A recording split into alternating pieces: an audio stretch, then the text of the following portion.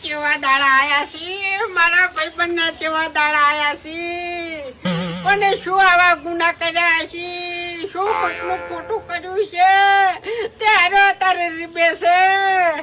અરે રે ભગવાન હું તો એટલું જ કહું છું કે ઓને જે દુઃખ થાય છે ને હાલ એ લોકો બીજાને હાલ ઓને શું કરવા હેરાન કરી છે એ વાઘુજી ચમ આવા દાડા આયા છે પડતીના દાડા ચમ આયા છે તમારે એ લ્યા